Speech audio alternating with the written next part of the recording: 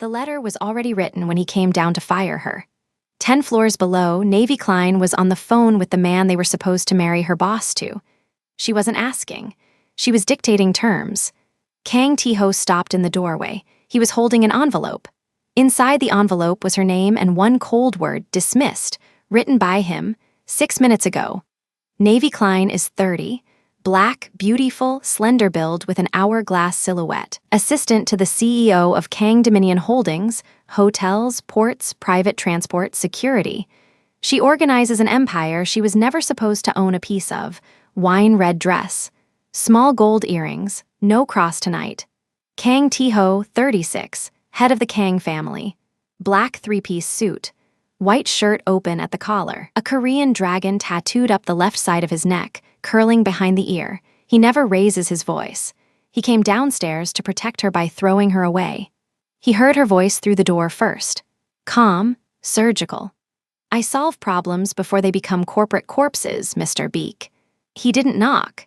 He opened the door and saw the assistant he thought he was saving standing in the middle of the war he thought was his, with the rival family boss on speaker, an alternative contract on the desk, and a clock ticking toward midnight. The envelope in his hand suddenly weighed nothing, and what she said next, he was not ready to hear.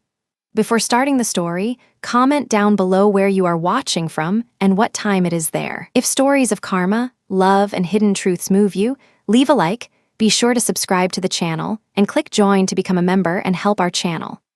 The fluorescent light above desk 7 flickered once, and Navy Klein did not look up.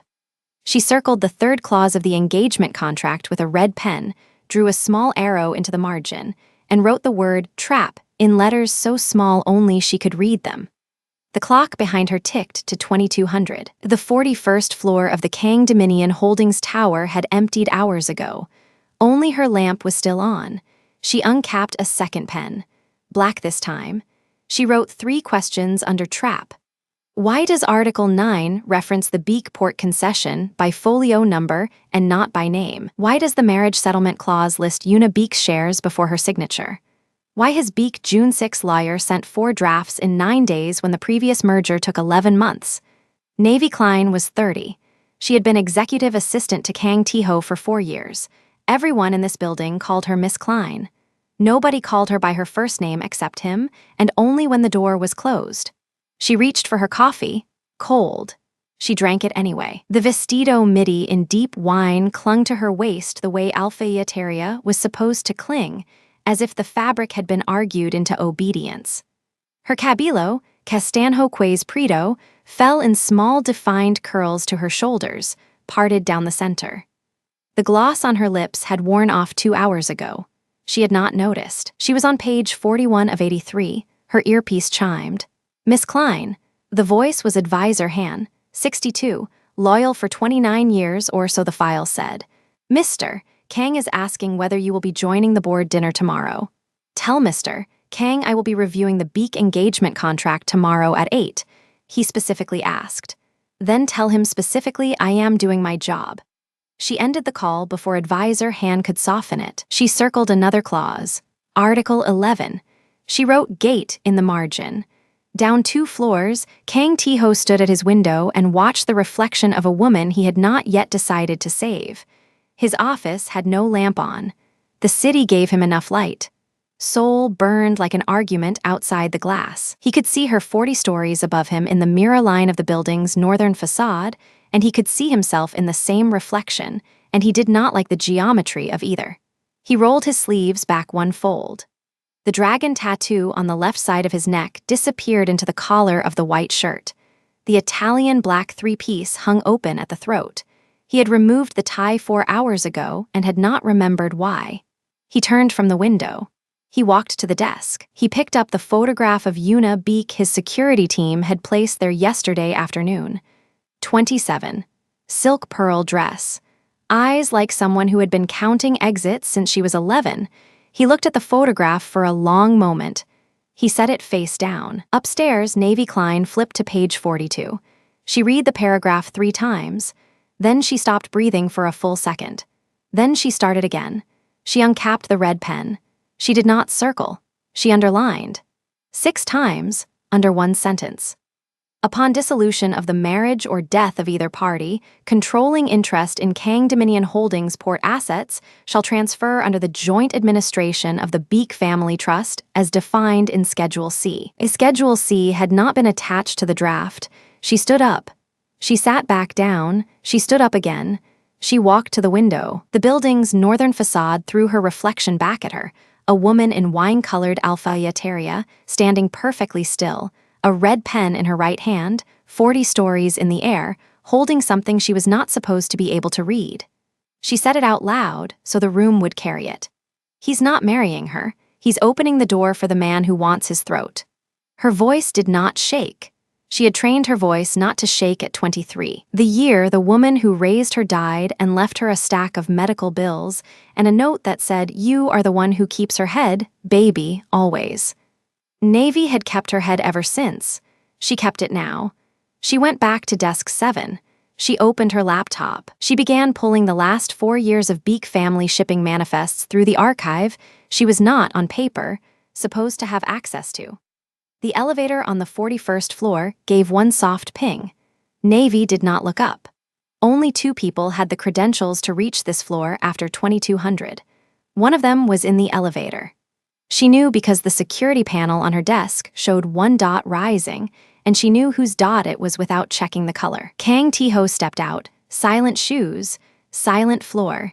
He walked the length of the corridor toward her lamp. She heard him because she had been trained to hear him, 4 years of learning the exact pause between his footfall and his breathing, the way he shifted his weight from left to right when he was thinking, the small dry sound he made when he passed his right hand along his jaw. He stopped at the doorway of her office. He did not enter. "You are still here. I am still here. It's 22:10. I know what time it is." He did not smile. He rarely smiled, but something in the angle of his mouth moved 0.5 millimeter and Navy caught it and she filed it the way she filed everything about him. "You should eat." "I ate." "You did not." She looked up. Their eyes met. 4 years of protocol stood between them like a wall of tempered glass. He had never crossed it. She had never invited him to. "Mr. Kang, Miss Klein, was there something specific?" He held a folder in his left hand. He did not offer it. He looked at the contracts spread across her desk instead, pages fanned out, red pen marks, black pen marks, small arrows, small words she had written to herself. "You have been working on that for 6 hours. 7. Why?" She could have lied. She had lied to him before, small professional lies, the kind that oiled the gears of a company his size. She did not lie now. "Because whoever drafted Article 11 of the marriage settlement is trying to kill you." He did not move. His face did not move. His hand did not go to his jaw. He looked at her across her lamp for a count of 3, and the count of 3 between Kang Tae-ho and another human being was longer than most conversations. "Explain." She did not stand. She turned her laptop toward him. She pointed at the underlined paragraph. She said one sentence.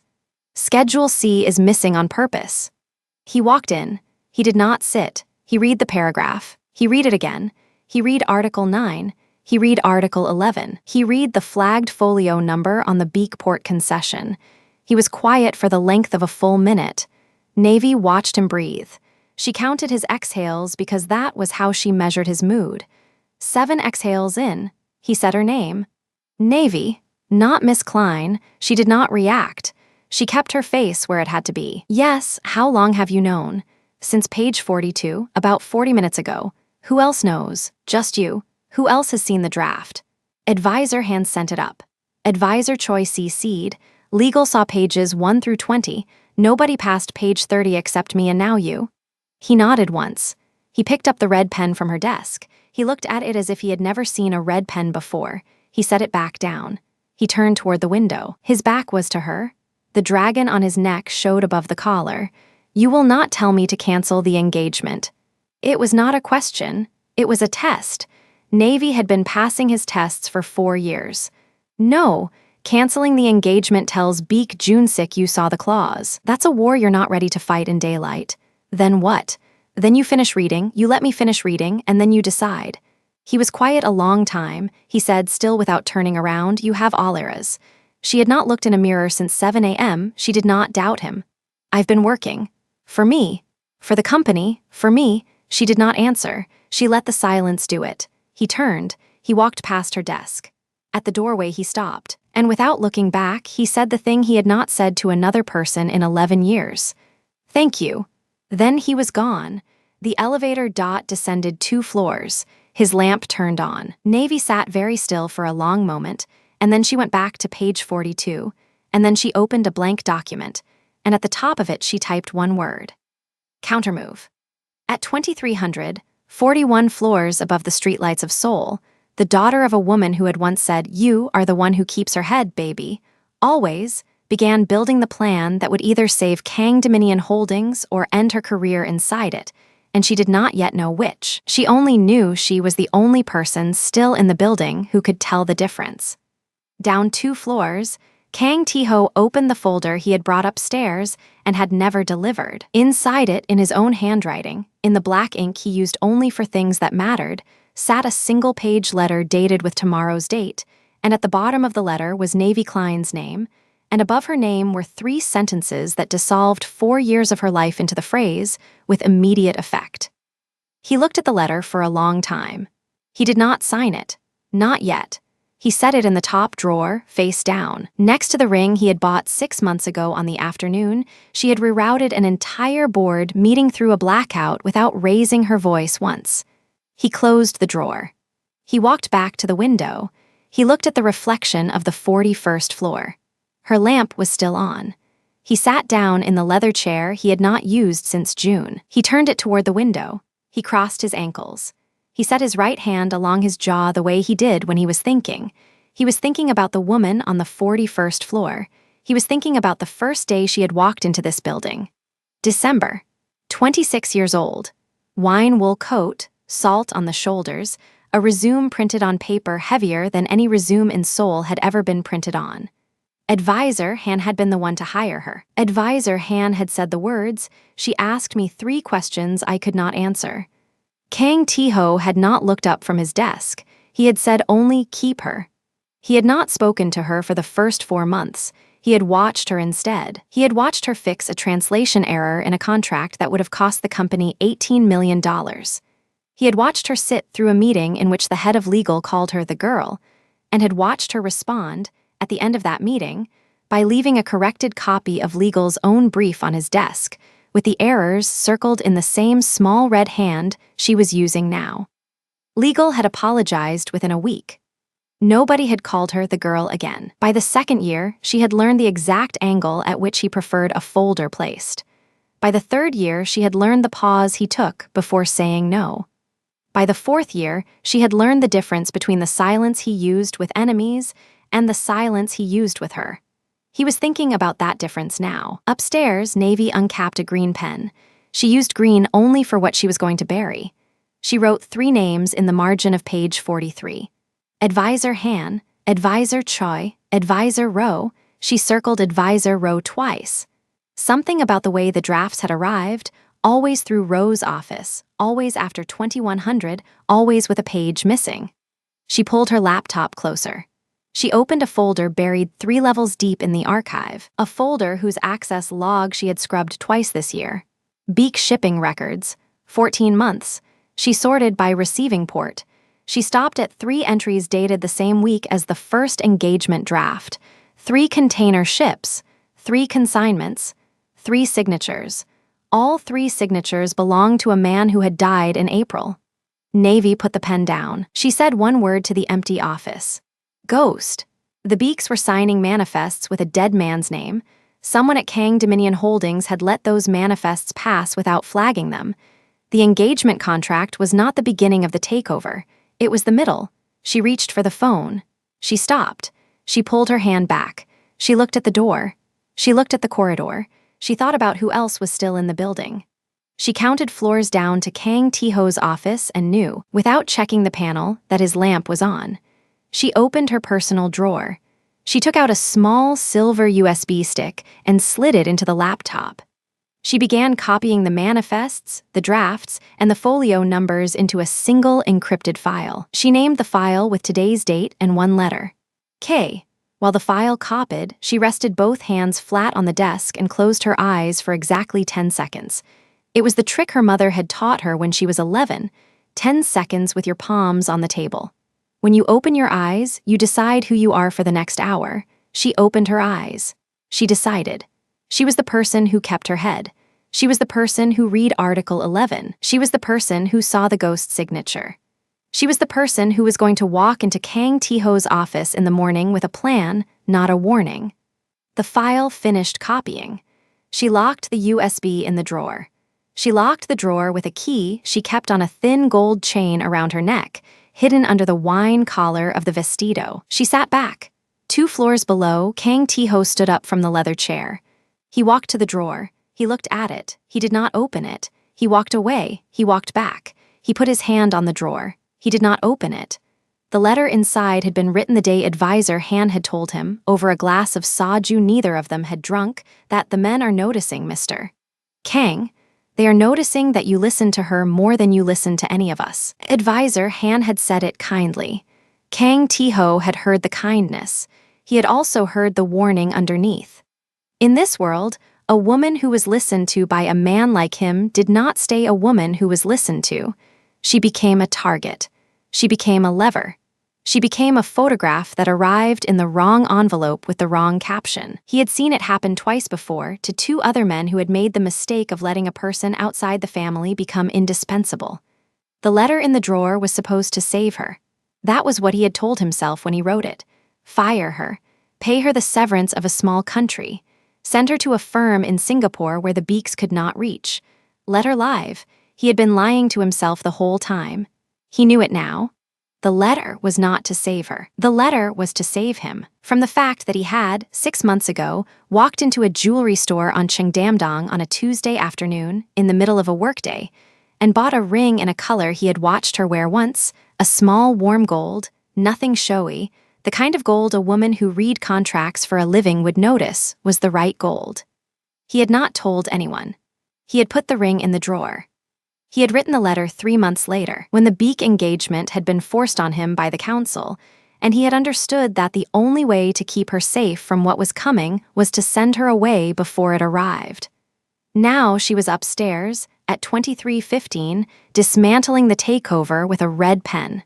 He took his hand off the drawer. He went back to the window. He looked at the reflection of the 41st floor. Her lamp was still on. It would still be on at midnight. It would still be on at 3. He knew her. He did not know yet that he did not know her at all. Upstairs, Navy heard the elevator descend, stop at the 39th and stay there. She waited. She counted. When it did not rise again, she took the small silver key from her collar, unlocked the drawer, took out the USB, closed the drawer, locked it, and returned the key to the chain. She slid the USB into the inside pocket of the vestido, the one she had sewn in herself 3 years ago, the pocket nobody knew about. Then she picked up the red pen and turned the page. The red pen moved like a scalpel. Navy underlined a phrase in the 3rd clause, then a phrase in the 7th, then drew a thin line connecting them across the margin. 2 sentences that looked innocent on their own. Together, they built a corridor. A corridor with only one door, and that door opened into Kang Dominion Holdings' Central Holding Company. She stared at the connection for a long moment. Then she wrote 3 words in the margin. Trojan horse clause. She did not underline them. She did not need to. The building was quiet in the way only very expensive buildings are quiet at night. No hum of fluorescent lights. No cheap air handlers rattling. Just the soft breath of climate control and the distant tick of the antique clock Tae-ho kept on the credenza behind his desk. A clock older than the company. A clock that had belonged to his grandfather and to a war and to a version of the family that did not yet know it would become what it became. Navy heard the elevator before she heard the footsteps. She closed the folder. She capped the red pen. She placed both objects at a precise angle relative to the edge of the desk, because Tae-ho noticed angles and she had learned, over 4 years, to give him nothing to fix. The footsteps stopped outside her office, then continued past, then stopped again, further down the corridor at his door. Not him, someone else. She heard the low voice of Advisor Cho, one of the older men on the council. 62, silver at the temples, a permanent stoop from too many years bowing to men who did not deserve bows. Cho spoke Korean quickly, quietly, the way men speak when they are certain the walls are on their side. Navy's Korean was better than any of them knew. She had learned it in the first 8 months, alone, from language apps and courtroom transcripts and the sound of Tae-ho ordering his coffee. She never used it. She never let them see it. It was one of 3 weapons she kept sheathed. Tonight, she used it. She rose from her chair without a sound. She crossed to the wall her office shared with the small conference room where Cho had gone. She placed her palm flat against the paneling. She did not press her ear to the wall. She did not need to. The building was too well built to leak sound, but the vent in the ceiling was not. Warm air moved from that room into hers, and voices moved with the warm air if you knew where to stand. She knew where to stand. He listens to her more than he listens to us, Cho was saying. The beak men noticed. They have been asking questions. A second voice, younger, advisor Han, 48, ambitious, the one who smiled at Navy in meetings and never once made eye contact. What kind of questions? Her name, her address, whether she has family in the city, whether she has family at all. A pause, the kind of pause that had wait. They are not asking because they are curious, Han said finally. No, Cho said, they are not. Navy did not move. Her hand stayed flat against the wall. Her breathing stayed even. Somewhere in the back of her mind, a small mechanical part of her, the part that had kept her alive through 3 foster homes and 1 scholarship interview, and 1 night in Seoul when she had walked home alone through a district she should not have walked through, that small mechanical part began cataloging exits. 2 elevators. 1 service stairwell.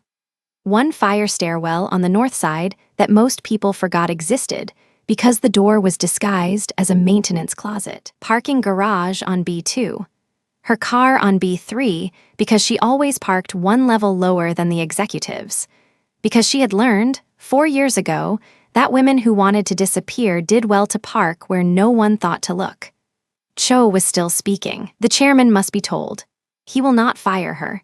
He will if he understands what she has become to them. A pressure point. That is all a woman ever is in this life, Han. A pressure point on the man who loves her. Navy's jaw did not move, her expression did not change, but something inside her went very still and very cold, the way water goes still and cold before it freezes. The man who loves her. Cho had said it like a fact, like something everyone at the table already knew and had simply agreed not to name. She removed her hand from the wall. She returned to her desk. She sat down. She opened the folder again. She uncapped the red pen. She read the next clause. She did not read the next clause. She stared at it, and the letters did not resolve into meaning. The chairman must be told. She heard the 2 men leave the conference room. She heard them walk down the corridor. She heard them stop at Tae-ho's office. She heard the soft double knock, Cho's knock, always 2, never 3, and then the door opening and then closing. She looked at her watch. 10:47. She capped the pen again. She stood. She walked to the small mirror she kept inside the door of her supply cabinet, because she had learned that the women who survived in rooms like this one were the women who checked their face before every door they opened. She checked her face. The gloss on her lips was still perfect. The liner at the corner of her eye had not smudged. The small gold hoops caught the desk lamp and threw 2 faint circles of light onto her cheek. She looked like a woman who had not just heard her own name spoken as a liability. Good. She closed the cabinet. She picked up the folder. She walked out of her office and down the corridor. She did not walk toward Tae-ho's door. She walked past it. She walked to the small kitchenette at the end of the executive floor and she made 2 cups of tea, genmatcha for him, barley for herself. She placed both cups on a lacquered tray. She carried the tray back down the corridor. She stopped outside his door. She heard Cho's voice through the wood. Low, insistent. A distraction, Chairman, nothing more, but a distraction the beak men have identified, and what they identify, they use. Tae-ho's voice came back, not louder, never louder. Just lower, in the way a knife is lower than a shout. You are telling me to remove her. I am telling you to protect her. By removing her, by placing her somewhere the beak cannot see. A silence, then Tae-ho, quieter still. Leave, both of you. The door opened. Cho and Han stepped out. Cho saw Navy standing there with the tray and his face did not move at all, which was how Navy knew he had already sold her. Han did the smiling thing. She did not smile back. She inclined her head 1 precise degree, which was the exact degree required to acknowledge a superior without granting him respect. She walked into Tiho's office. She set the tray on the low table by the window. She placed his cup on the coaster to the left of his hand because he was left-handed and because he had never once told her that, but she had learned it in her second week. She placed her own cup on the opposite side of the table. She sat, uninvited, in the chair across from him. He was standing at the window. The city was beneath him. Seoul at that hour was a field of white and gold light, and Tiho was a silhouette against it, black suit against burning glass. He did not turn. "You should go home, Miss Klein. I have 3 more clauses to review. They can wait until morning." "They cannot." He turned then. His face did what his face did when he was deciding not to feel something. A small tightening around the eyes. A slight lift at the corner of the mouth that was not a smile. The scar of a smile. "Go home," he said. "Chairman, there is a hidden clause on page 14, 2 sentences in different sections. Read together, they route the holding company's voting rights through the marriage. If the marriage is annulled, dissolved, or invalidated within 7 years, the voting rights transfer to the Beek family trust. The Beek did not just try to marry your rival's daughter into your house. They tried to install a door." He looked at her. She looked back. The clock behind him ticked once, twice. "Show me," he said. She rose. She walked to his desk. She opened the folder. She turned it toward him. She pointed with the capped red pen, not the tip, the flat end, because in this office you never pointed a sharp thing at the man who signed your checks, and she traced the corridor she had drawn in the margin. He read it. He read it again. His right hand rose to his jaw and passed slowly along the line of it from ear to chin. The gesture she had seen 1,000 times. The gesture that meant he was rebuilding the world in his head. "When did you see this?" 9 minutes ago. "And you made tea before you brought it to me." "I made tea because Cho and Han were in here first, and I did not want them to see me walk in with an emergency." He looked up at her. The look lasted 3 seconds. In that 3 seconds, something moved behind his eyes that she had not seen in 4 years of working across a desk from him. Not surprise, not gratitude, something older than either. Recognition. He closed the folder. "Go home, Miss Klein. Chairman, home, now, not because I do not need you, because I do." She did not move. He turned back to the window. His voice, when it came again, was so quiet she almost did not catch it. "They asked about your family tonight." "I know." He did not ask how she knew. He never asked her how she knew things. It was one of the reasons she had stayed 4 years. "Go home, Navy." He had never used her first name before. Not once, not in 4 years. She left the tea. She left the folder. She walked out of his office and down the corridor to her own, and she closed her door. And she stood in the middle of the room with her hands very still at her sides, and she did not let herself think about the sound of her name in his mouth. She sat down. She opened her laptop. She began to draft a memorandum outlining every legal mechanism by which the hidden clause could be neutralized without collapsing the parent contract. She worked for 40 minutes. She was very good, and she worked very fast, and by the time she was finished, she had built a small, quiet architecture that would save the company and cost her nothing. She emailed it to no one. She saved it to her personal drive, encrypted, under a file name that meant nothing to anyone but her. Then she went home. She did not know that at 11:42 that night, in his office 2 floors above her empty one, Tiho was doing something he had never done in 8 years of running Kang Dominion Holdings. He was writing a letter by hand.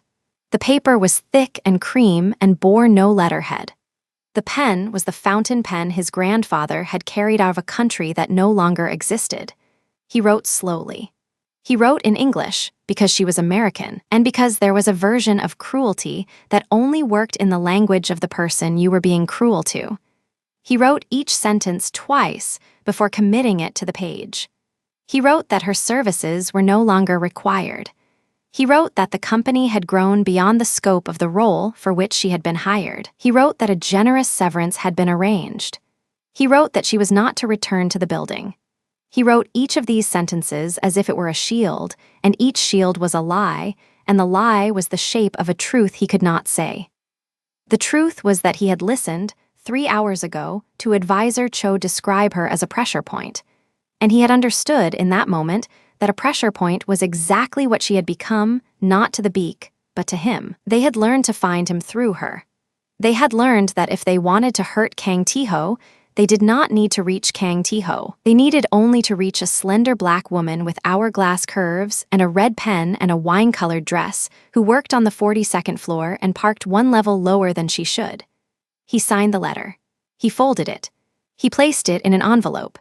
He wrote her name on the envelope in the small, careful hand he used for things that mattered to him, and he sealed the envelope, and he placed it in the top drawer of his desk. He would give it to her tomorrow. He would give it to her tomorrow, and he would watch her face not move because her face never moved, and he would tell himself that this was the price of keeping her alive. And he would go home to a bed he had not slept in for 3 days, and he would lie in the dark, and he would not think about the fact that he had used his own last name, his grandfather's name, his father's name, as a weapon to send her somewhere the enemy could not find her. That was the plan. Navy woke at 4 in the morning with the plan already dismantled in her head. She did not know about the letter. She did not need to know about the letter.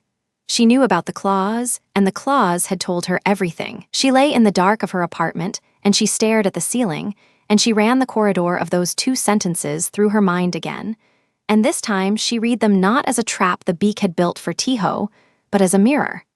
Because the Beak would not have written the clause that way if they did not know something about the man they were writing it for. And what they knew was this: Kang Tae-ho would sign a marriage contract he despised if the marriage was framed as duty. Duty was the door, Unibeak was the key, and she, Navy Klein, was the thing standing in front of the lock. She sat up. She turned on the small lamp beside her bed. She reached for the notebook she kept on the nightstand. She began to write. Not a memorandum this time, not a legal architecture, a list of names, council members, their debts, their marriages, their children in international schools, their apartments in Cheongdam, the one with a mistress in Busan, the one whose brother-in-law had done 6 months for tax fraud in 2019, the one who had, twice in the last quarter, taken calls in the corridor with the door not quite closed. She wrote for an hour. When she was done, she had 6 names, and beside 3 of them she had drawn a small red circle. Those were the ones the Beak already owned. She closed the notebook. She lay back down. She did not sleep. At 6, she rose. She showered. She chose the Vinho dress again because the men on the council were creatures of pattern, and creatures of pattern were destabilized by repetition of the very things they had already catalogued as safe. She lined her eyes. She glossed her mouth. She put on the small gold hoops and the thin gold bracelet. She looked at herself in the mirror, and she did not blink. At 7:40, she walked into the lobby of Kang Dominion Holdings. At 7:43, she stepped into the elevator. At 7:46, the doors opened on the 42nd floor, and Tae-ho was standing at the reception desk with an envelope in his left hand and a face he had built at 4 in the morning. And he saw her, and his face did the thing his face did, the small tightening around the eyes, the slight lift at the corner of the mouth that was not a smile. He said, very quietly, "Miss Klein, come with me." She followed him down the corridor. She did not look at the envelope in his hand. She did not need to. She already knew what was inside it, and she already knew what she was going to do about it.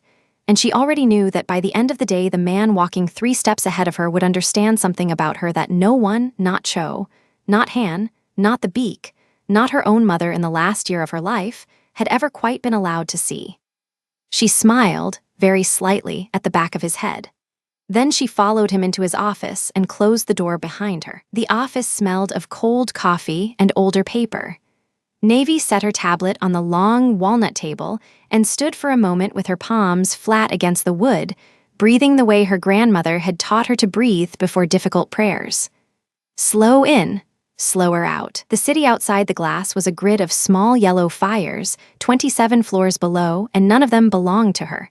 She had sent the last of the junior staff home at 9. The senior counselors had left before that, one by one, each with a nod that lingered too long on her face. She had felt the weight of those nods, men who bow only when they are measuring a neck. She sat down. She opened the first folder. The Beak dossier was thicker than she remembered. Navy had built it herself over 18 months, quietly in the margins of other assignments. Shell companies in Busan, a shipping route that never moved cargo but moved paper. 3 politicians who had visited Beek June 6 estate the same weekend a prosecutor lost his job. She had built it because Tiho had once said, in a tired hour, that a woman who did not understand her enemies was decoration. She had refused to be decoration ever again. She turned the page. She kept turning. By 11, she had a spine, not a case. A spine, the vertebrae of a story that could be told to the right ear at the right hour and end a man's evening. She wrote it out in her own hand on a legal pad because she did not trust the servers tonight. Her handwriting was small and even, the letters standing up straight like a choir. At 11:40, she stopped writing. She read what she had written. She read it again. Then she picked up the desk phone, the old one with the wire, the one that did not route through the company switchboard. She dialed the number she had memorized 3 months ago from a business card she was never supposed to see. It rang twice. Yobosio. The voice was rough with sleep and older than the man who owned it wanted to admit. Navy did not smile, but something in her mouth relaxed. She had chosen the hour deliberately. 11:48 was the hour when powerful men are tired enough to be honest and awake enough to remember. Chairman Beek. This is Navy Klein. I work for Kang Tiho. A pause, then a small dry laugh, the kind that means a man is buying seconds. The assistant, she agreed. Her voice was low and even. She had practiced the tone in the elevator on the way up. Not warm, not cold. The temperature of a doctor who has already read the scan. It is late, Miss Klein. I know what time it is, Chairman. I chose it. I solve problems before they become corporate corpses, and it is easier to solve them when the men who created them are alone in their studies with the second glass already poured. She heard him breathe. She heard ice move in a glass. She had guessed the whiskey and been right. You are a bold woman. I am a prepared woman. There is a difference, and men your age tend to confuse them. Silence. A long one. She let it grow. She had learned from Tiho that silence, offered without apology, was its own kind of weapon. She sat very straight in her chair. Her hand was steady on the receiver. Somewhere below her, an elevator hummed. Speak, then, Beek said finally, since you have already decided to. Your daughter Yuna is scheduled to marry my employer in 19 days. The contract your lawyers drafted contains a clause on page 42. Subsection C, regarding the transfer of hotel management shares in the event of, and I quote, unforeseen incapacity of the groom during the first year of union. The language is elegant. I compliment your counsel. But I have read a great many elegant clauses, Chairman, and I know what a trapdoor sounds like when it is disguised as a floorboard. He said nothing. You are not marrying your daughter to Kang Tiho, Navy went on. Her voice did not rise. It only clarified the way water clarifies when it stops moving. You are inserting her. You are using a wedding as a service entrance. Yuna is a key, and once the door is unlocked, you intend to walk through it. You have imagination, Miss Klein. I have documents, Chairman. Imagination is what men accuse women of having when the truth becomes inconvenient. Ice again, a longer swallow this time. And what, he said, do you propose to do with this imagination? I propose an alternative, Navy said. One that lets everyone at this table keep their dignity, which, in my experience, is the only currency old men truly refuse to lose. Kang Dominion will lease, not sell. Lease. The Northern Port access your family has wanted for 11 years. The lease will run 20 years at a rate your accountant will call generous, and your pride will call fair. In exchange, the engagement to Yuna is dissolved publicly, with a statement drafted by me that protects her name and yours.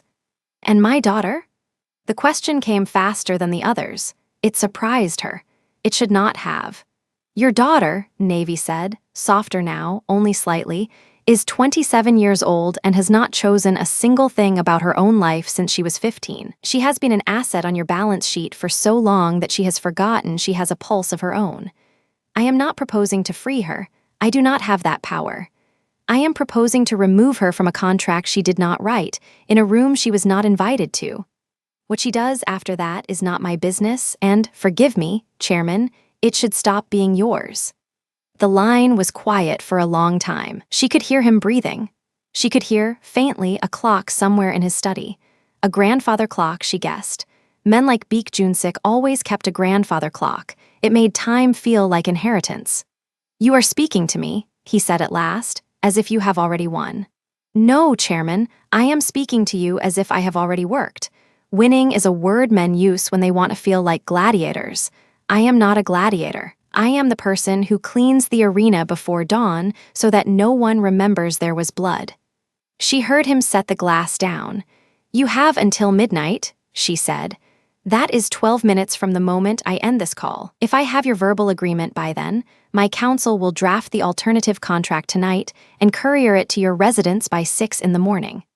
If I do not, the dossier I have built goes to 3 journalists, 2 prosecutors, and one of your cousins in Daegu who has been waiting a long time to sit in your chair. I will not enjoy that outcome, Chairman, but I will not lose sleep over it either.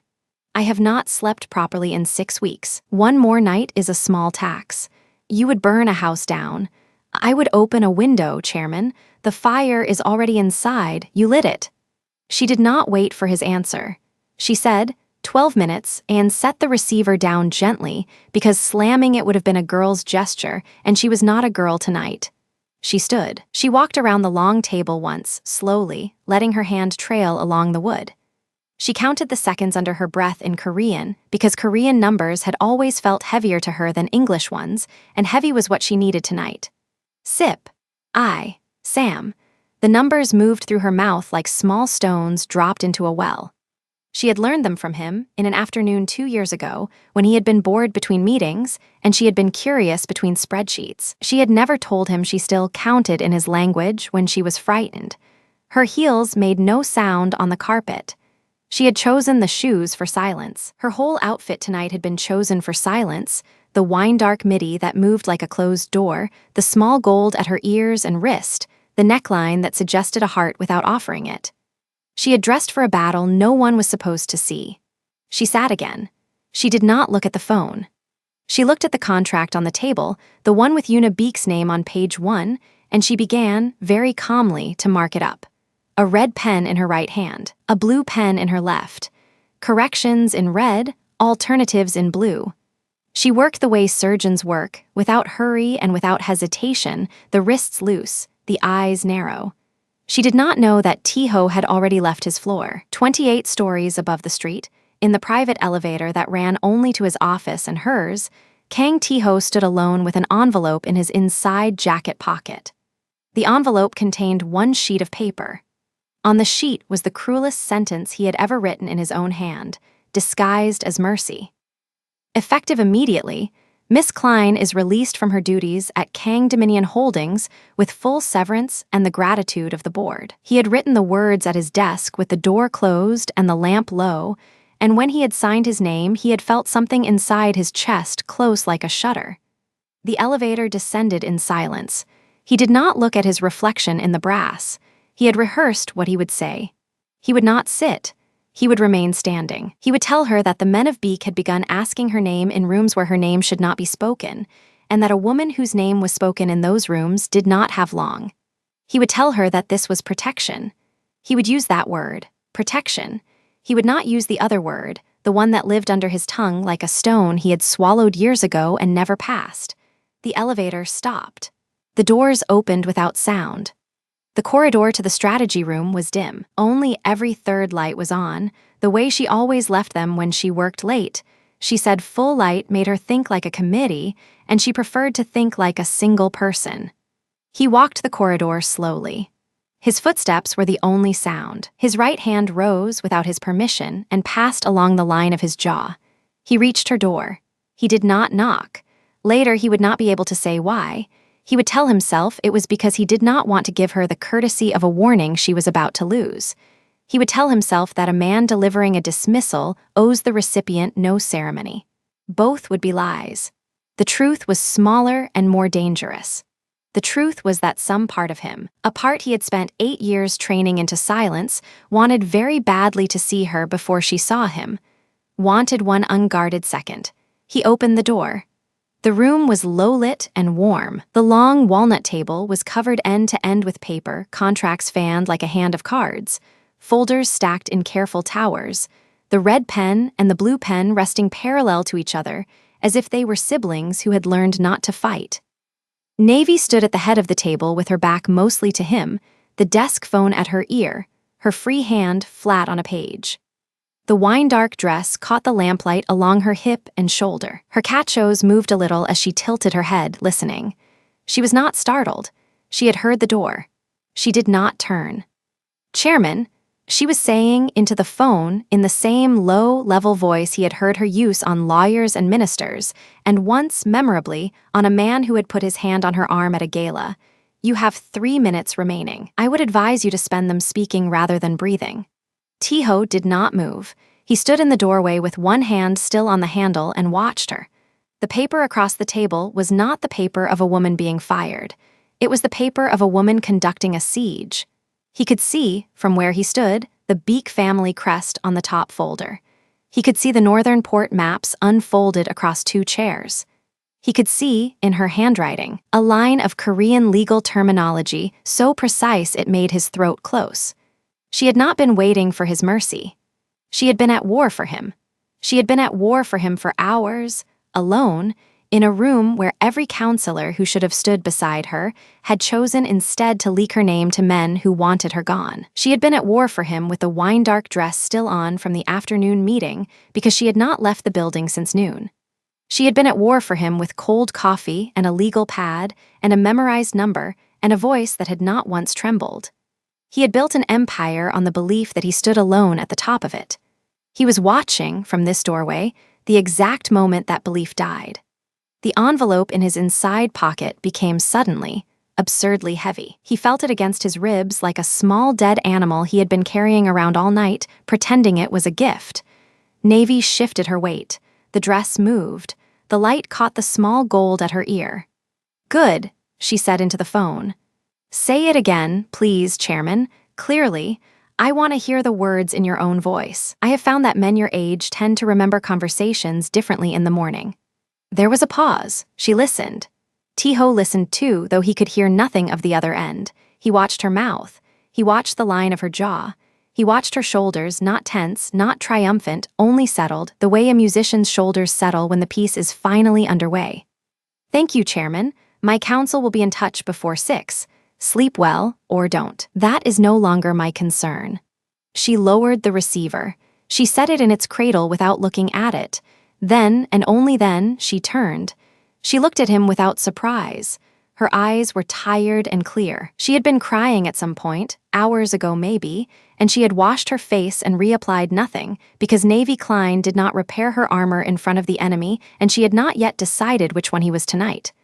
Her gaze went to his hand, still on the door handle. Then to his coat. Then to the shape of the envelope in his inside pocket, which he had not known was visible. She smiled. It was a small smile. It did not reach her eyes. "You came all the way down here," she said, "to bring me a letter." Tiho did not answer. "Close the door, Mr. Kang." Her voice was very quiet. "What we are about to say to each other is not for the corridor." He stepped fully into the room. The heavy door swung shut behind him with the small patient weight of a thing that had been waiting years to close on exactly this scene. He turned the lock himself, slowly, because he wanted her to hear him choose it.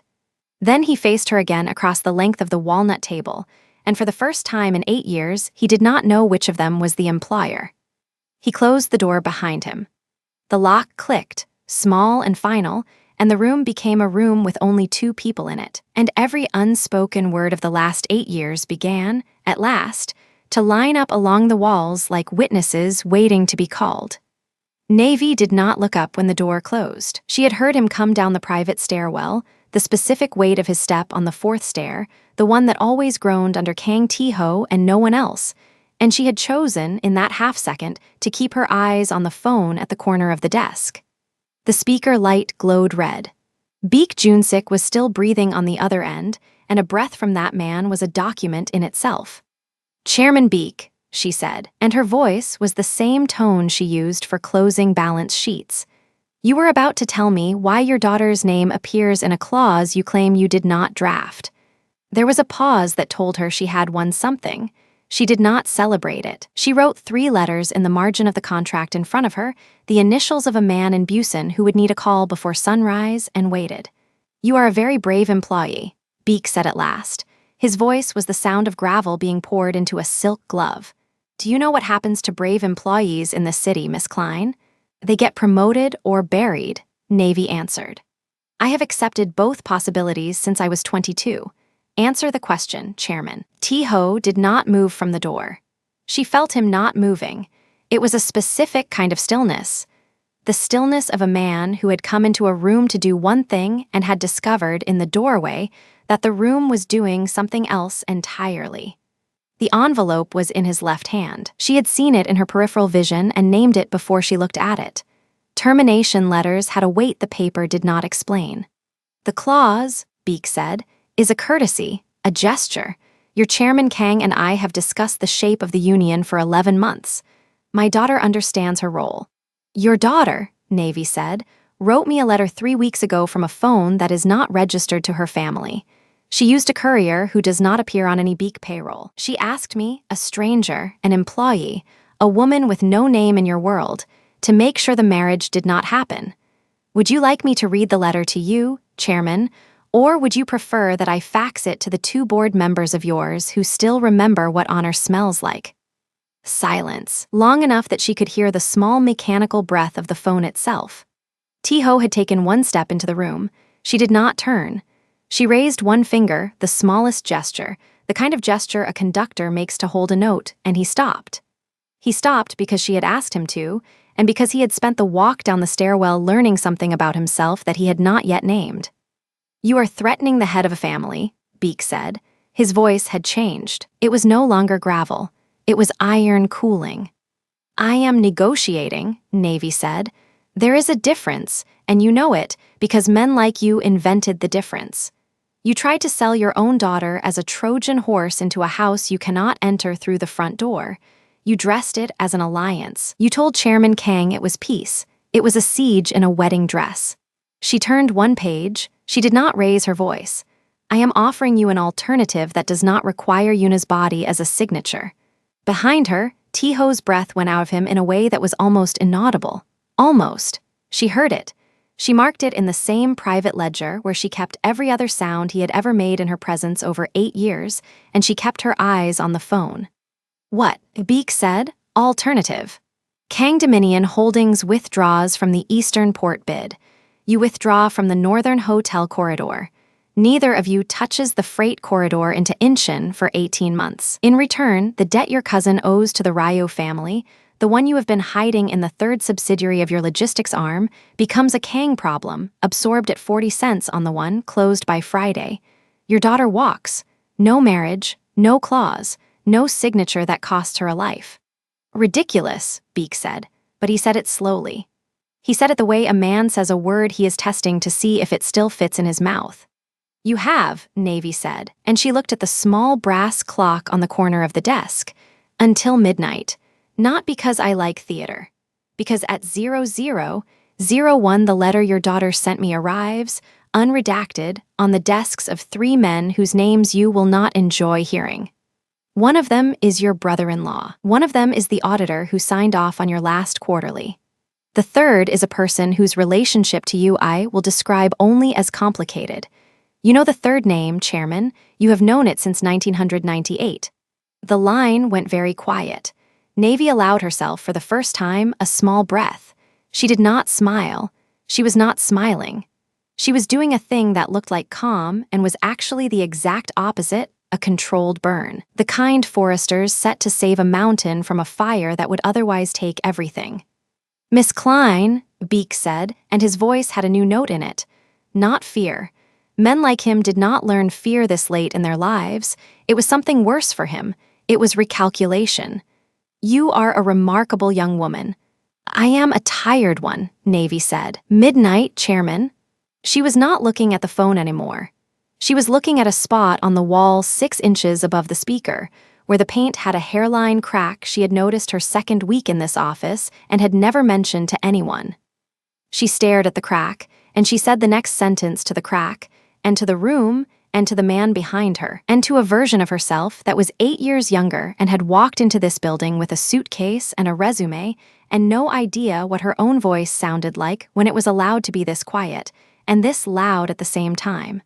But he does not deserve to be sold inside a marriage he hates. Her voice broke on the word hates. Not much. A crack the width of the one in the paint. She did not repeat the sentence. She did not clean it. She let the crack stay. T-Ho crossed the room in 4 steps. He did not touch her. He reached past her. His cufflink caught the desk lamp. His sleeve smelled of the cold air of the stairwell, and pressed the red button on the phone. The line went dead. The speaker light went out.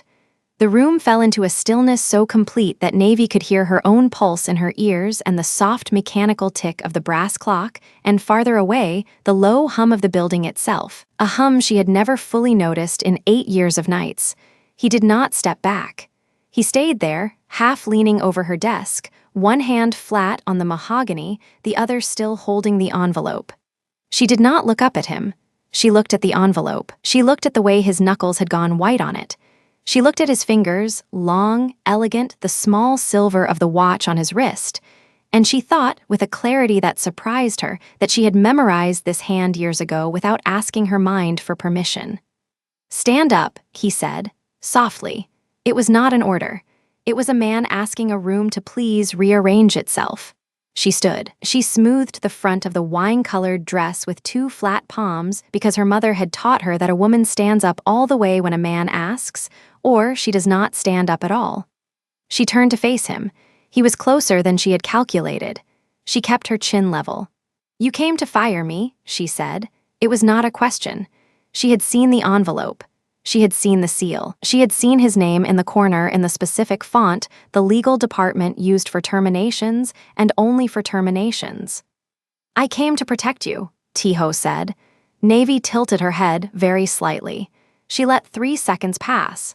She let him hear the 3 seconds. Then she said, gently, in the voice she used with junior analysts who had made an honest mistake and were about to be told exactly how honest and exactly how much a mistake. Men love to call cowardice protection. He flinched. He was a man who did not flinch, and he flinched. It was the smallest movement, a tightening of the jaw, a shift of the weight from one foot to the other, and she saw it, and she filed it, and she did not soften.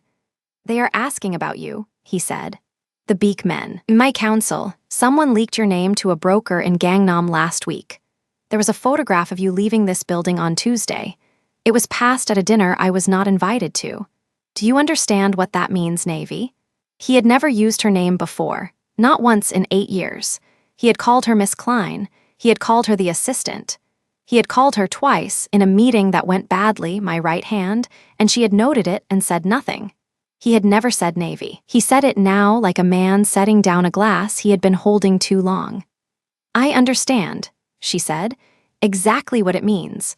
I understood it before you did. That is why the letter to Chairman Beek's daughter was already in a courier's hand 9 days ago. That is why the freight corridor clause was drafted 6 days ago. That is why the phone call you just interrupted was scheduled for 23:48 and not a minute later, because Chairman Beek eats dinner at 21:00, drinks until 23:30, and is at his most honest and least strategic between 23:45 and 00:15. I did not need protecting, Chairman Kang. I needed you to answer your phone at 23:12 and you did not." "I was reading this," he said. He lifted the envelope. He did not open it. He did not need to. "I was reading it for the 4th time." "I know," she said. "I timed it." He almost laughed. It was not a laugh. It was a sound a man makes when he realizes that the ground he has been standing on has been mapped by someone else for a very long time, and the map is better than his and the map is kind. "Sit down," she said. He sat. He sat in the chair on the wrong side of her desk. The visitor's chair, the leather one with the small crack in the arm, and he set the envelope between them, face down, and he did not take his eyes off her. She sat too, slowly, and she folded her hands on top of the contract, and she said what she had wanted to say for 6 weeks and had not permitted herself to draft even in the private document she kept in her mind for such sentences. "You wrote a letter to fire me because you were afraid they would come for me. You dressed it as severance. You made the number generous. You added a non-compete that was structured to look punitive but was actually structured to keep me alive, because if I could not work in this city for 18 months, no one in this city would have a reason to touch me. You thought you were being cruel to be kind. You were being cowardly to be comfortable. There is a difference, Chairman. I have spent 8 years teaching you the difference between similar words. Let me teach you one more." She did not raise her voice. She did not need to. He was leaning forward across her desk like a man in a confessional who had walked in expecting a small sin and had been handed a mirror. Protection, she said, is a thing you build with the person, not around them. You do not fire the woman you are afraid for. You promote her. You put her name on the door next to yours. You make her so visible that no one can move against her without moving against the entire house. You make her cost too much to touch. That is what a man who is not afraid does. What you did tonight, she tapped the envelope once, gently, with one finger, is what a man does when he is more afraid of what he feels than of what they might do. He closed his eyes, for one full second. She counted it. When he opened them, something in them had shifted, not softened exactly. Men like him did not soften. Something more useful had happened. He had stopped performing. He was, for perhaps the first time in the 8 years she had known him, sitting in front of her as himself and not as the chairman of Kang Dominion Holdings. "How long," he said, "have you known? That you were going to try to fire me tonight? Since Tuesday. That the beak clause was a Trojan horse, since the second week of drafting. That your council has 2 men inside it who wear your ring and take Beak's money? Since March. That Unibeak is a hostage in her own house and has been trying from the inside to bring the whole thing down with a single letter to a woman she has never met." Navy allowed herself, for the first time all night, the smallest of smiles. It did not reach her eyes. Since the letter arrived, 9 days ago, Wednesday, 4:11 in the afternoon, I was drinking coffee that had gone cold. I remember the temperature of the cup. He looked at her. He looked at her the way a man looks at a coastline he has been sailing past for years and has never, until this moment, actually seen. "And you did not tell me," he said. "I did not tell you," she said, "because until tonight I did not know whether the man who signs my paycheck was also the man who would sit in that chair and listen. Now I know. Now we can talk." The brass clock on the corner of her desk ticked once, very small, and the number on its face turned over to 23:59. Somewhere in the building, an elevator began to move. Somewhere farther away, in a house in Seongbukdong, a chairman named Beak was pouring himself a drink he did not want and looking at a phone that was not yet ringing.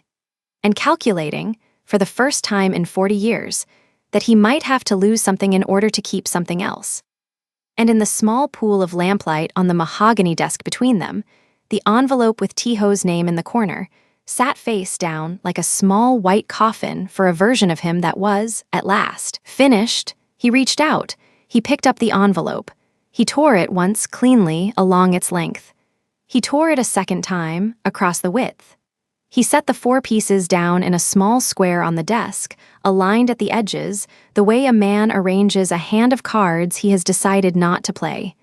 "Then talk," he said. She did not talk immediately.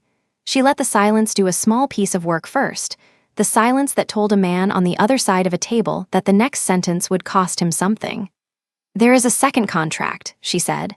"Black folder on the credenza behind you. No marriage. A joint operating agreement, 2-year sunset.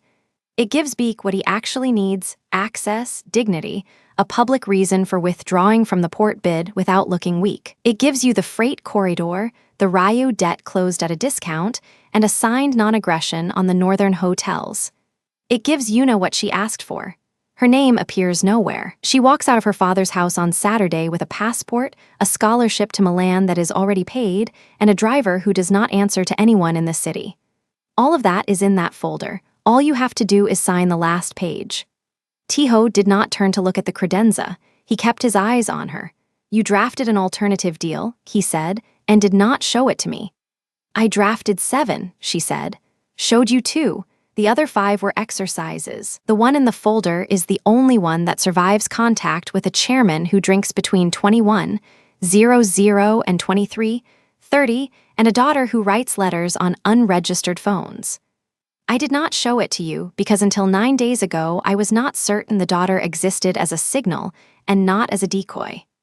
Wednesday, 4:11. On Thursday I finished the draft. On Friday I made 3 copies. One is in that folder. One is with a notary in Uedo who does not know my real name. The third is in a bank neither Beak nor Kang has ever done business with. "You built a redundancy," Tiho said. "I built 3, you taught me." In 2019, after the shipping strike, you told a room of 11 men that a plan without 3 exits was not a plan, it was a prayer. I wrote it down that night on the back of a receipt. It is in the second drawer of this desk, under the pen tray. He looked at her for a long time. He did not look at the drawer. He did not look at the folder. He looked at her, and his mouth moved once as if he were about to say something and had decided against it. And then he said the thing he had decided against. I have, he said quietly, underestimated you every single day for 8 years. You have, Navy said, underestimated me in public. In private you have not underestimated me at all. That is the part that has been the most tiring, Chairman, publicly asking a woman to be less than what you privately already know she is. The brass clock ticked over. 0000. Midnight. The phone on the desk did not ring, not yet, but the small green light on its base pulsed once. The pulse of an incoming line being opened somewhere in the building, held, and released. Somewhere on the 22nd floor, a security guard she had personally cleared for tonight's shift was routing a call from a private number in Seongbukdong to her extension and to no other. She did not look at the phone. She let it wait. She let Chairman Beek learn, for the first time in his life, what it felt like to be the one who had to hold. Then talk, Tae-ho said again, softer, and this time it was not a command. It was, almost, a request. Navy did not answer right away. She let the silence do what silence does when it belongs to the person holding the leverage. She looked down at the contract on the desk, at the red pen resting across the line where Yoona Beek's name had been written in careful Hangul, and she moved the pen a 1/4 inch to the left. A small gesture. A woman rearranging her own kitchen. But Tae-ho tracked it like a man watching a weapon slide across a table toward the side that could still use it.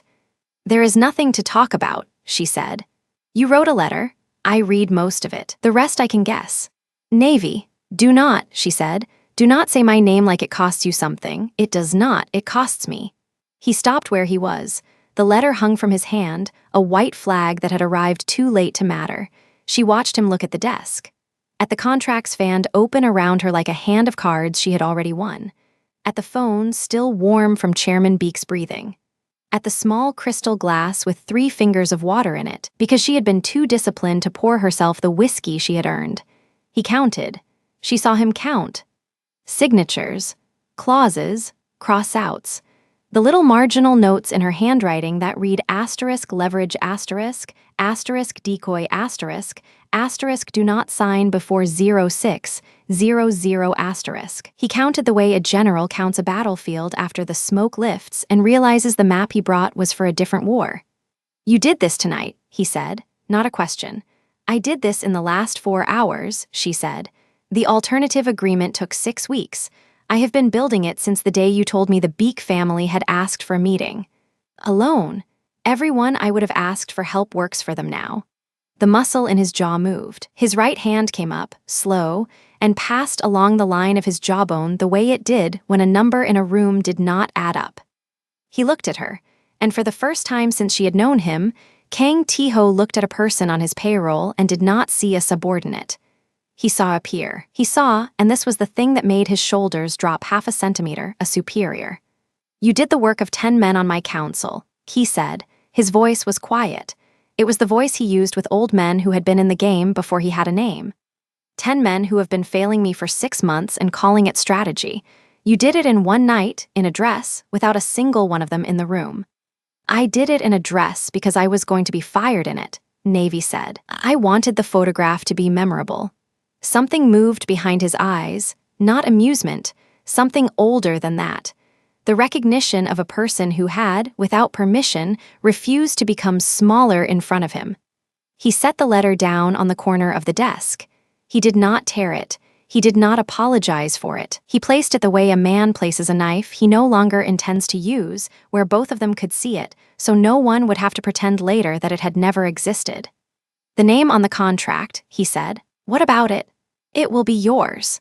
The room did the thing rooms do when a sentence is spoken that cannot be taken back. The city noise below dropped a level. The lamp on the desk seemed to lean in. Navy did not move. She did not breathe faster. She had waited 2 years to hear a version of that sentence, and she had promised herself that when it arrived, she would not thank the man who said it. "No," she said. He blinked. Once. Slow. "No, no," Navy said again.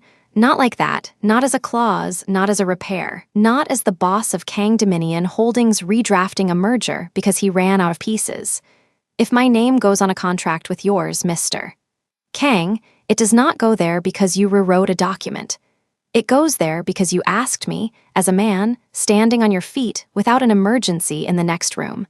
"Navy, I am not done. If you want a wife who runs your empire, you can hire one on the open market. There are 5 in this building alone who would sign tonight for the title. If you want me, you ask like a man who has already understood that I am not a promotion. I am a decision, and decisions are not made under a rival's ultimatum at 11:52 at night." She looked at the clock on the wall behind him. The second hand ticked. He turned his head unconsciously to check the number. 11:54. She waited until his eyes came back to hers. "There is time," she said, "but not for the version you were about to try." He was quiet a long moment. Then he pulled one of the leather chairs out from the wall, slowly, the legs whispering across the rug, and sat down opposite her without asking. He put his forearms on his knees. He looked, for once, like a man in his own building instead of on top of it. The dragon at his collar shifted with his breath. "Tell me what you have," he said. She turned the top contract around and slid it across the desk toward him. He did not touch it. He read it upside down first, the way he read every document that mattered, so that if the person who wrote it was watching his face, they would not learn anything from the order of his frown. "This is not the merger," he said, after a full minute. "No, this is a cooperative structure. Kang Dominion retains full ownership of the ports and the transport wings. The Beek family gets a 15-year non-compete on hotels above 4 stars, a courier corridor through Instea on our terms, and a quarterly audit clause that lets us walk away the moment they miss a filing." "They will miss a filing," Navy said. "They always do. There is no marriage in this document. No, there is no bride. No." He looked up. His eyes were very dark. "Then how did you get Chairman Beek to consider it at 11:48 at night, with his lawyers asleep and his son in Macau?" "I did not," Navy said. "Una Beek did." The silence that followed was different from the ones before it. It was the silence of a man reordering 3 months of his own life in real time. He sat back in the chair. He did not speak. Navy let him not speak. "The first anonymous tip," he said eventually. 3 months ago, about the shell company in Busan. Una, the photographs of the courier route. Una, the name of the accountant who flipped. Una sent me the file from a phone that is not in any of our records. She has been feeding me pieces since the day her father told her she was going to be married to you. She did not know me. She knew a woman worked in your office who might read a document instead of a headline. She took the risk. Why? Because she has been sold twice already, Mr. Kang. Once at 19 to a man in Osaka who returned her at 21 with a broken wrist and a signed non-disclosure. And once at 24 to a cousin of the Choi family who died of a stroke on the honeymoon before he could touch her, which her father called a blessing and she called the only lucky night of her life. She was not going to survive a third. He closed his eyes, just for a moment. When he opened them, there was a thing in them she had not seen before. Not anger. Anger was easy for him. This was slower. This was the thing anger becomes when a man realizes he almost signed his name to somebody else's cruelty. "I did not know," he said. "I know you did not know. That is why I did the work quietly. If you had known, you would have canceled the merger the wrong way, in a room full of Beek's men, and given him a reason to move on us before dawn. This way, Una sends her father into a corner where his only exit is a signature on a document that does not include her body. She walks out of her father's house with a clean file and a legal name that is finally her own. And you, and me." He waited. Navy set the pen down. She folded her hands on top of the contracts, the way she folded them in every meeting when she was about to say the sentence that ended the meeting.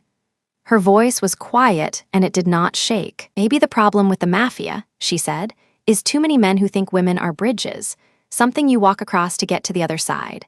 Something you build so that traffic can move from one family to another. You look at a woman and you see a route.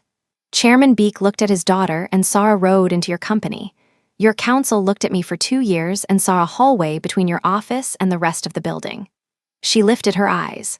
Sometimes we are not the bridges, Mr. King. Sometimes we are the architects. We are the ones who decide which river gets crossed and where the crossing goes and whether the crossing exists at all. Unibeek did not build a bridge tonight. She burned one, and she asked me to draw the map of the new city on the other side. He did not speak. He watched her the way a man watches whether he has never seen before over land he has owned all his life. That contract you brought down here in your jacket, Navy said, softer now. The letter, the severance, the 3 months in advance and the small speech about protection. I read enough of it to know that you thought you were being kind. I want you to hear this once, and I will not say it to you again. Kindness that removes a woman from the room where she is winning is not kindness. It is a promotion for your own comfort. Call it what it is. Cowardice, he said. Yes. Dressed as protection. Yes. His hand moved to the letter on the desk.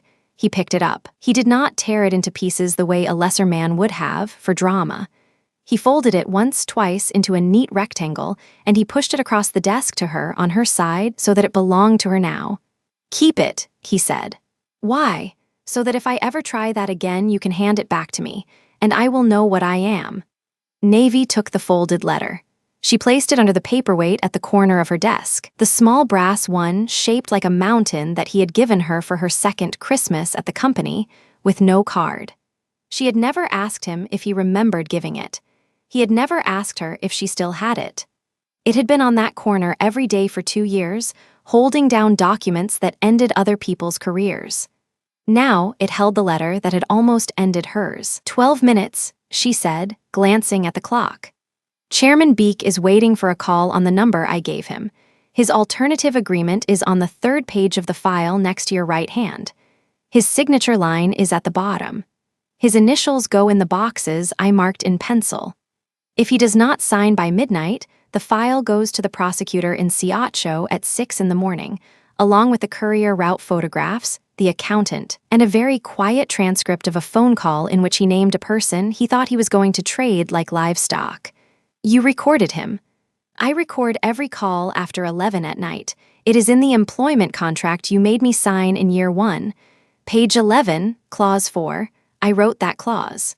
He almost smiled. He did not quite. His mouth moved a millimeter and stopped, because whatever he was about to feel he was not going to give her yet, not before the rest. Call him, Tiho said. You call him, Navy said. I did my part of the night. The last 4 minutes belong to the boss of Kang Dominion Holdings, and I want the boss of Kang Dominion Holdings to say the sentences I am about to hand him, in the voice he uses when a man needs to remember which chair he is sitting in. She turned the phone toward him.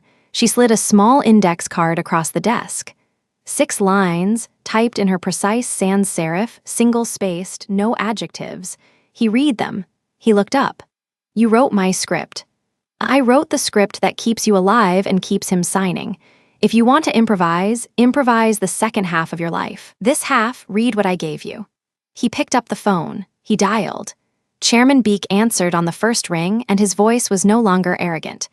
It was the voice of an old man who had been standing next to a phone for 9 minutes waiting for a call from a person he had, 4 hours ago, considered beneath him. Tiho read the 6 lines, word for word. He did not look at Navy while he read. He looked at the folded letter under the mountain. When he finished the last sentence, he waited. Chairman Beek said one word, in Korean, and it was the word that meant asterisk yes asterisk, but only in the register a man uses when he has run out of other words. Tiho ended the call. He set the phone down, screen up, so that both of them could watch the notification when the countersigned document arrived. It arrived at 11:59. A small chime, a PDF. Navy did not look at it, she looked at him. There is one more thing, she said. Tell me. I will not marry a contract, and I will not marry a repair. If there is a version of the next sentence you were going to try in this office tonight, do not try it here. Not on this floor, not in this dress, not while your dragon is still visible above your collar, and my hands still smell like the printer toner from a document that saved your quarter. Then where? Wherever you decide the man Kang Tae-ho lives when he is not the boss of Kang Dominion Holdings. I have never met him. 2 years, and I have never met him. Tonight the boss saw me clearly for the first time. I will wait to see if the man is capable of the same thing. He was quiet a moment. Then he stood. He did not straighten his jacket. He did not smooth his hair. He walked around the desk, slowly, the way a man walks who has been given permission to enter a room for the first time in his life, and he stopped 1 step short of where he could have touched her. He did not touch her. "Give me an hour," he said. "Do not leave the building." I was not going to. Do not answer the phone. I was not going to answer any phone except yours. Navy, yes. Thank you, he said, and it was the smallest sentence he had said all night, and it was the one that mattered. He turned. He walked to the door. He stopped at the threshold with his hand on the frame, and he did not look back at her when he spoke, because looking back would have made it a request and he needed it to be a promise. "When I come back to this floor," he said, "I will come back as a man, not as your employer, not as the head of a family, not as a person carrying a letter. If the man is not enough for you, tell him that to his face. He can survive it. The boss cannot." He left. The door closed with the soft, expensive click of a hinge that had been oiled by someone who was paid well to make sure doors closed quietly in the hours when history was being decided on the other side of them. Navy stood alone in the office. The city outside kept doing what cities do. She looked down at the contract with Unibeek's name crossed out in her own red ink, and at the space where a new name would eventually be written, and at the folded letter under the brass mountain that would remain there for the rest of her career as a small private monument to the night a man had almost fired the woman who was saving him. She did not cry. She did not sit down. She walked to the window, and she pressed her palm flat against the glass, and she waited for the hour to pass. Somewhere below, an elevator descended toward the private floor where Kang Tae-ho kept a life he had never shown anyone. The elevator stopped on the private floor. Navy did not turn from the window. She heard the doors slide open, the soft mechanical exhale, then a single set of footsteps crossing the marble. She knew the weight of that walk. She had memorized it across 3 years of hallways. Kang Tae-ho did not speak immediately. He walked to the center of the office, stopped a respectful distance behind her, and set something small on the corner of her desk. She heard the muted click of velvet against wood. She did not turn.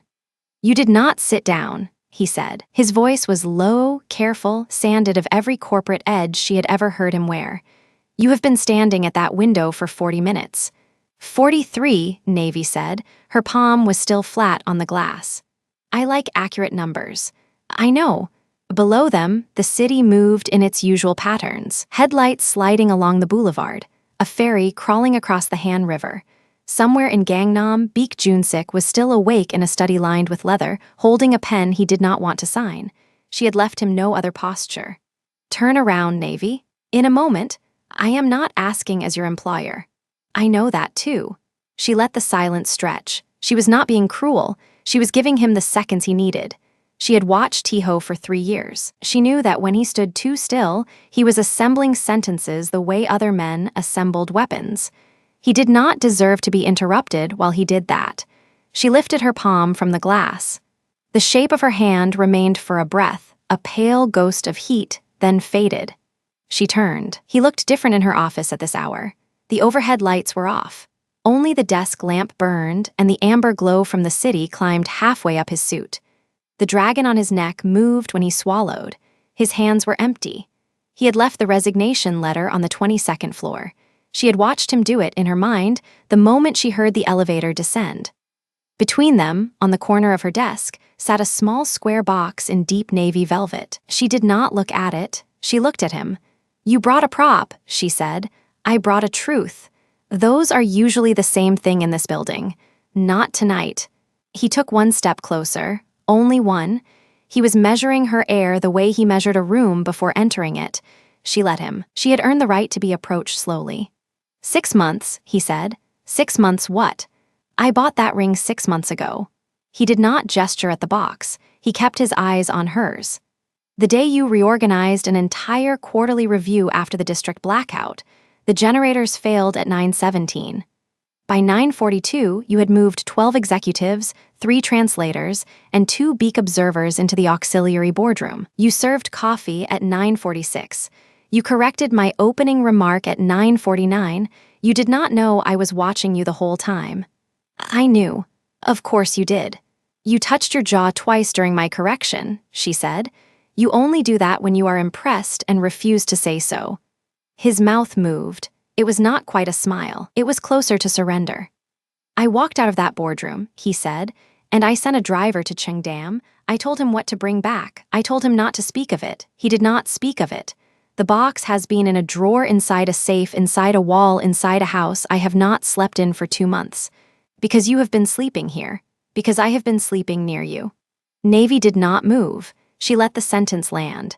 She let it walk the room. She had spent 3 years training herself not to react to Kang Tae-ho, and now she was going to spend the rest of the night unlearning that discipline in careful, measured doses. Say the next part, she said. He walked the rest of the way. He did not stop at the desk.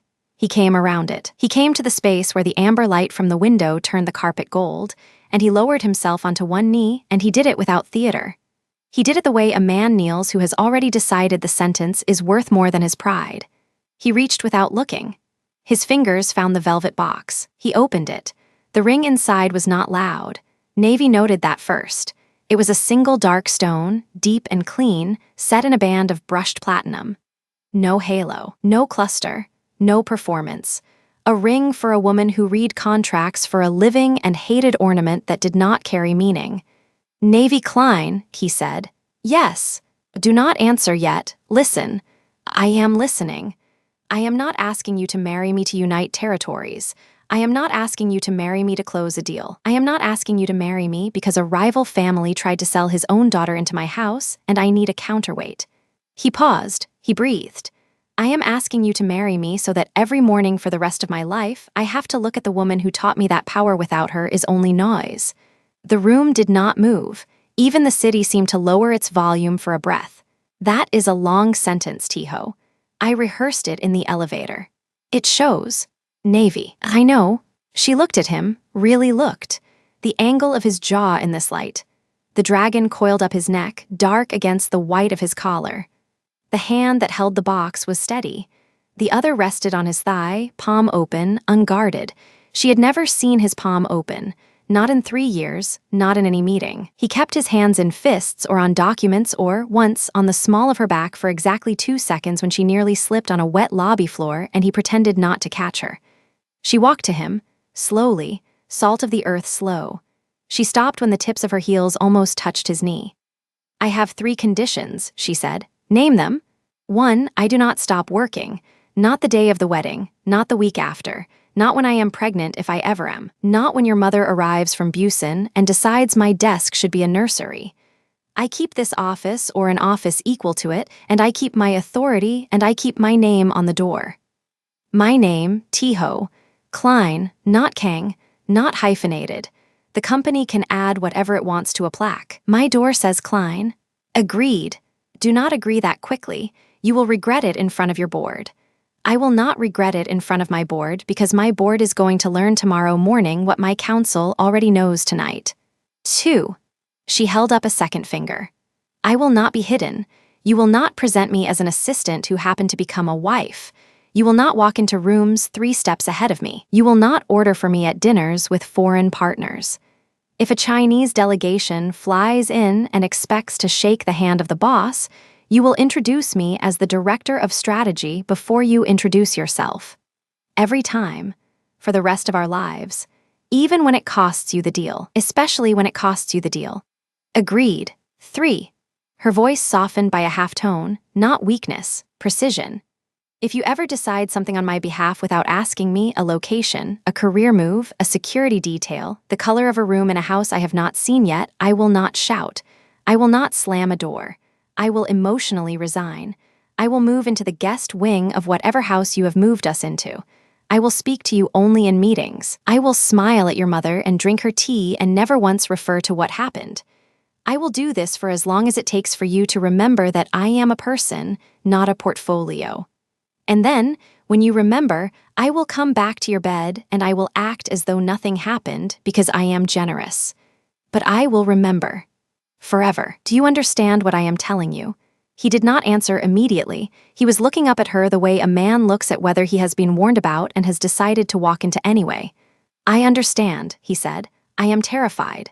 Good. Navy. Yes. Is that the answer? She reached down. She took the ring from the box herself. She did not let him slide it onto her finger. She slid it on her own hand and looked at it in the amber light and turned her palm once to catch the shine. That is the answer, she said. He rose. He rose the way tall men rise from one knee, slowly, hip first, weight balanced. When he stood, they were close enough that she could smell the cedar and paper and the faint iron of a long day. He did not embrace her. He did not touch her yet. He waited for her hand. She lifted it. She placed her palm flat against his chest over the third button of his waistcoat, and she felt his heart do exactly what she had suspected his heart did in private. You are shaking, she said. I know. So am I. You do not look like you are shaking. That is a skill. He laughed. It was the first laugh she had heard from him that did not have a corporate joke wrapped around it. It came out unpolished. It escaped him. She cataloged the sound and put it in a drawer inside her chest where she was going to keep every unpolished thing he ever did. By sunrise, Seoul had folded itself into a different shape. The acknowledgement came from the Beek estate at 6:17 in the morning. Not by phone, by paper. A courier in a black coat, gloved, silent, delivering a leather folder to the guardhouse of the Kang building. Inside the folder, the alternative agreement Navy had drafted, every clause, every carve-out, every silent surrender, signed at the bottom in Beek June 6's slow, arrogant hand. He had used a fountain pen. He had not dared to use anything less. Navy read the signature standing in the lobby in the same wine dress she had worn all night. She had not gone home. She had not slept. Her curls were still perfect, her lipstick refreshed once at 4 in the morning, her posture untouched by fatigue. Tiho stood a half step behind her, only a half step. He was learning already. She closed the folder. He signed with his own name, she said. He did. He could have delegated it to a proxy. He could not. He knew who was reading. At 9 that morning, in a private tea room 3 blocks from the estate, Una Beek arrived without an escort. She wore the pearl silk again. Her eyes were still tired, still determined, but a different kind of tired now. The kind of tired that follows a door closing behind you for the last time. Navy poured tea for both of them. Una watched the way she poured. A small, quiet smile touched the corner of her mouth. You did not sit down until you had served me, Una said. Habit. You are not an assistant anymore, Miss Klein. I am always the person who pours first. That is not about status. That is about attention. Una wrapped her fingers around the small cup. The steam moved up her face. He signed it, she said. I know. He signed it because you cornered him. He signed it because you knew about the shell company in Macau and the 2 ledgers in Ilsen and the boy in the boarding school in Zurich. I know. You did not use any of it against him. I did not need to. Navy set the pot down. The threat of using it was more valuable than the use. Una's smile deepened by a millimeter. It was the first real smile Navy had ever seen on a Beek face. Thank you, Una said. You sent the first note. I did. Why? Una looked into her tea for a long moment. Outside, a sparrow landed on the wooden lattice and considered the room and flew away. Because I have watched my father dress me for other men's houses since I was 19, Una said. Because I would rather be no one's wife than his currency. Because I heard your name once at a dinner and I asked who you were and my father said, she is nothing, she is a Klein, she is a foreign assistant, she will be gone in a season. And I thought, if she is nothing, why does he say her name like a wound? She lifted her eyes. I decided to help the wound. Navy did not answer. She lifted her cup. They drank. At 10:30, the boardroom on the 42nd floor filled. The council came in the order they always came. The oldest first, walking with a slight limp he refused to acknowledge. The 2 loyalists next, quiet and watchful. Then the 3 who had been passing paper to the Beek family for months, walking a fraction too casually, their eyes moving a fraction too much. Then the 2 younger advisors who had not yet chosen a side and were about to be given no time to choose. Tiho entered last. He was not alone. Navy walked beside him. Not behind, not ahead. Beside. She wore a charcoal suit she had changed into upstairs, the wine dress folded neatly in a garment bag she would keep for the rest of her life. Her ring caught the light exactly once as she pulled out her own chair before anyone could pull it out for her. The room understood before Tiho spoke. Half the men understood and adjusted their faces. Half the men understood and could not. Tiho did not sit. He stood at the head of the table and rested one hand flat on the wood. He looked at each man in turn. He gave the infiltrators the same amount of eye contact as the loyalists. He did not perform his knowledge. He simply carried it into the room. 2 announcements, he said. The council waited. First, the agreement with the Beek family regarding a marital alliance is dissolved. In its place, we have signed an alternative commercial agreement. It is on the table in front of you. It is generous to us. It is survivable for them. It is closed. A pen dropped somewhere. No one moved to pick it up. Second, his hand did not leave the wood. Effective this morning, Navy Klein is no longer the executive assistant to the chairman. She is the director of strategy of Kang Dominion Holdings. She reports to no one on this council. This council reports to her on any matter she wishes to review. Nothing. Then quietly the pen was retrieved from the floor by the man closest to it. He set it back on the table with 2 hands. Third announcement, Tiho said, and now his voice softened by a fraction that only Navy caught. In the spring, Miss Klein will also be my wife. The wedding will be small. The company will not carry her name. Her office will. The oldest advisor rose. He did not speak. He bowed. It was not a full bow. It was the bow of a man who had lived long enough to recognize a shift in a room and had lived long enough to survive it by acknowledging it first. One by one, the loyalists followed. The infiltrators rose last. Their bows were shallower. Navy noted the depth of each one. She would remember. That evening the office was quiet again. The council had scattered. The building was returning to its normal rhythm, cleaners on the lower floors, security at the gates, drivers in the underground garage warming engines. Navy stood at her desk, not the window, the desk. She was reading, of all things, the security roster for the following week. There was a knock at her door. She lifted her eyes. Tiho stood in the doorway. He had knocked. He had not opened. He was waiting. "You knocked," she said. "I am afraid of the emotional resignation. You should be. May I come in? You may." He crossed the office. He stopped at the corner of her desk, where the velvet box had sat the night before. He looked at the empty spot as though the box were still there. "I have a confession," he said. "Only one. For today. Proceed." He looked at her. In the low light, the dragon on his neck moved when he swallowed. "Loving a woman who reads clauses better than I read enemies," he said, "is terrifying. I do not know how to hide anything from you. I do not know how to protect you the way I was raised to protect. Every instinct I have is wrong for this marriage. I am going to fail at it in ways I cannot predict. I need you to know I know this. I need you to know I chose it anyway." Navy set the security roster down. She walked around the desk. She did not stop at a polite distance this time. She stopped where her shoes touched his. "Tiho." "Yes." "Every instinct you have is wrong. That is why you have me." "Yes." "Now take me home." He offered his arm. She took it, not because she needed it, because she wanted to be seen taking it. They walked to the elevator together. On the way down through the private lobby, 2 guards stood at the door in their usual posture. When Tiho and Navy stepped out of the elevator, both guards bowed, deeply. Not to him, to them, as a unit. Navy watched them bow and understood that the language of this building had already changed and would never change back. Outside, the car was waiting. The driver opened the door. Navy paused. She looked up at the building she had walked into 3 years earlier as a foreign assistant with a resume and a level of English that made a receptionist laugh. She was walking back into it tomorrow as the person who decided which floors kept their lights on. She slid into the car. Tiho followed. She was already opening a small leather planner on her lap. She turned to the next day's page. "You already have my schedule," he said. "I always had your schedule. You are frightening." "I know." He rested his head against the seat. The city slid past in gold and dark. Somewhere behind them, a rival family sat with a signed folder and a daughter who was, for the first time in her life, unowned. Navy uncapped her pen. She began to write. If you want to watch all the stories without any ads and also get access to bonus scenes, extended epilogues, and exclusive spicy chapters, head over to our Patreon. Scan the QR code on the screen. The link is in the description or in the pinned comment. If this story moved you, stop for a moment and reflect.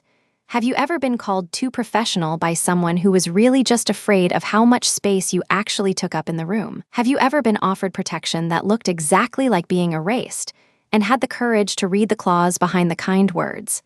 And when the man in power finally saw you, did he ask you to be his wife, or did he ask you to keep being the architect? Tell us your experiences and feelings in the comments. We read them all. And if you believe in stories about dignity, architecture, and love that kneels, leave a like, be sure to subscribe to the channel, and click join to become a part of our community and help the channel.